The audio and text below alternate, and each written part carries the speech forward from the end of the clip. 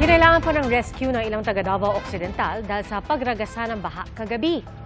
Saksi, si Efren Mamak ng GMA Regional TV.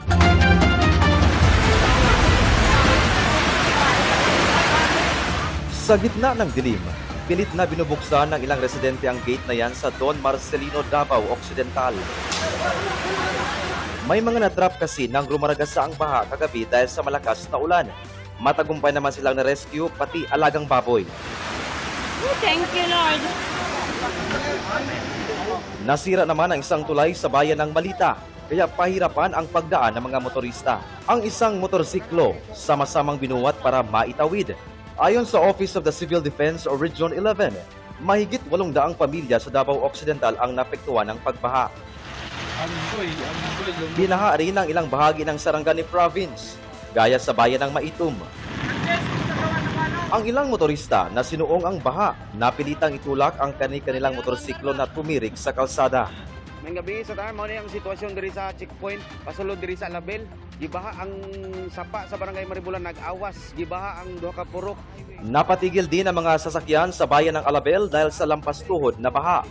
Pagsapit ng umaga, kitang-kita ang pinsala na iniwan ng baha. Rasol kaayo ba? Among nahitabo, wala na mo makuha ang mga gamit na mo. Miskin isa ka mga gamit, wala. May mga nalunod pang alagang hayop. Ayon sa Alabel LGU, nasa 800 bahay ang apektado nang masira ang protection dike ng lungsod. Na may protection dike din nga gihimo, wasak yun. No, wasak yun. So I hope na in the part sa DP na mahimo nila kanang lig-on nga trabaho ba.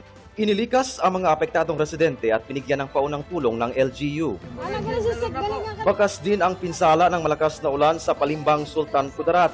Ang lakas ng ulan, sinabayan ng malakas na hangin kaya nagliparan ang mga bubong at nasira ang mga pader ng ilang bahay.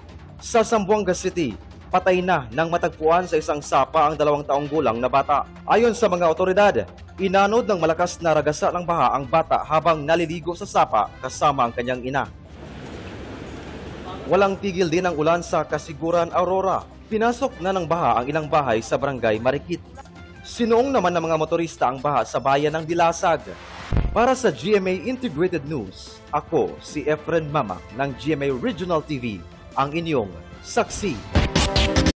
Mga kapuso, maging una sa saksi. Mag-subscribe sa GMA Integrated News sa YouTube para sa iba't ibang balita.